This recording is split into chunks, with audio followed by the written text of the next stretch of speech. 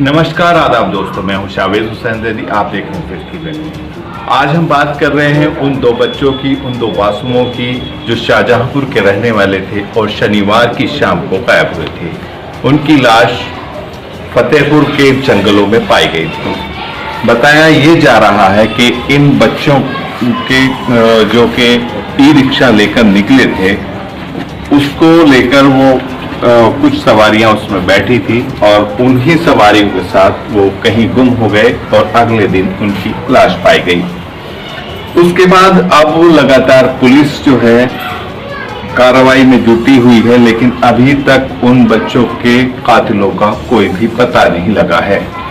लगातार तो इस बात में जहां पूरे इलाके में एक दहशत का माहौल है, वहीं दूसरी तरफ लोग अपने घरों से निकलते हुए भी डर रहे हैं कि कहीं ना कहीं एक ऐसा खौफ है जो दिलों पर जगह बना गया है। पुलिस अपनी कोशिशों में है, लेकिन वक्त जिस तरह से गुजर रहा है, दहशत का माहौल आगे बढ़ता ही जा रहा है और लोग अपने घरों से शाम होते ही निकलना बंद कर देते हैं। जो हैं बड़े ही दुख की घड़ी है, उनसे बात करेंगे। जी, जिस तरह से ये मामला पेश आया, अब क्या इस मामले में पेश हो रही है?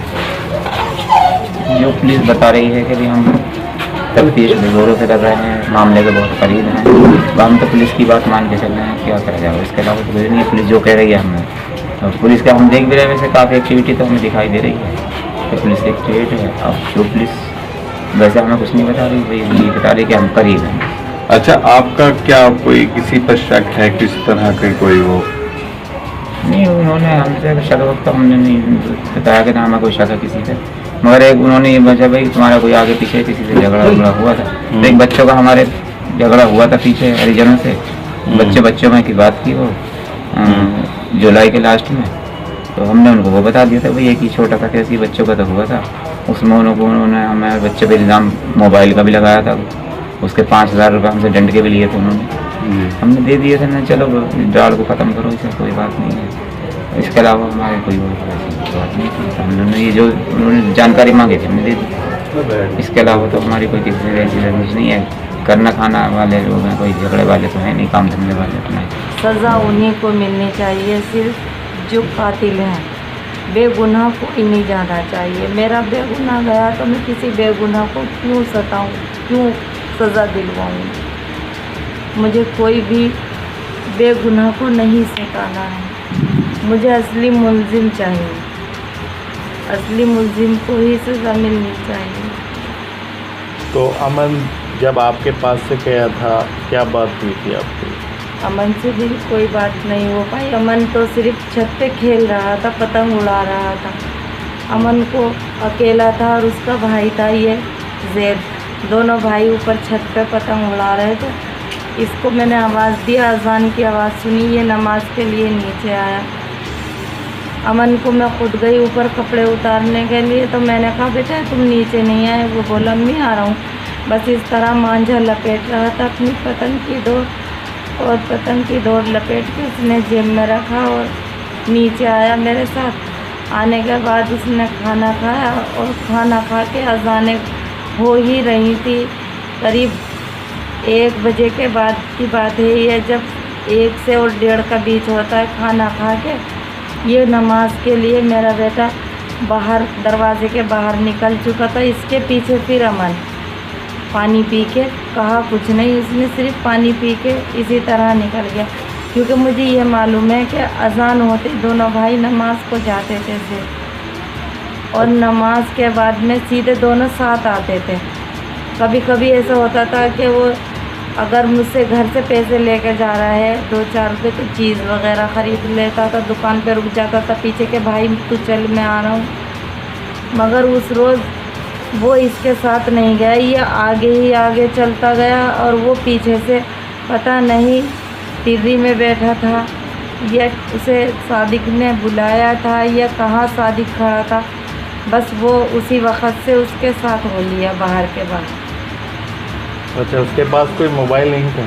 अमन के पास मोबाइल था, लेकिन वो घर छोड़ कर गया था, क्योंकि जब वो कहीं बाहर किसी काम से जाता था तो वो तभी मोबाइल साथ ले जाता था कि अम्मी अगर मुझे ज़रूरत पड़ी तुमसे कुछ पूछने की तो मैं तुमसे फ़ोन करके पता कर लूँगा कि अम्मी कुछ लाना है घर पे या नहीं लाना है। जब मैं सौदा वगैरह कुछ ख़रीदने के लिए भेजती थी तभी अपने साथ मोबाइल ले जाता था, वैसे नहीं। आपके कितने बेटे हैं?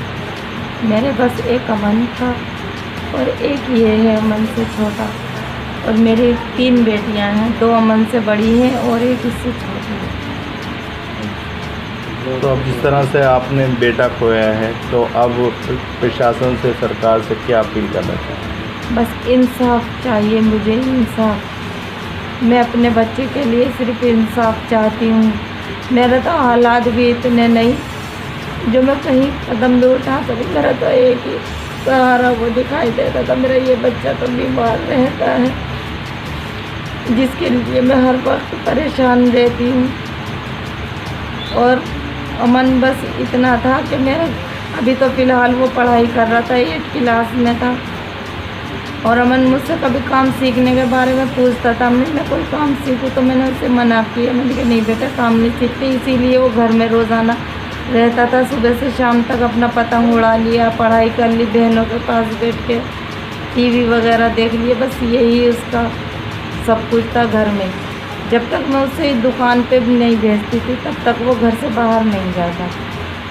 बस नमाज में हाँ दोनों भाई साथ जाते थे और साथ ही घर आते थे। दोनों मासूमों को खोने वाले वालिदैन बहुत ही गमगीन हैं।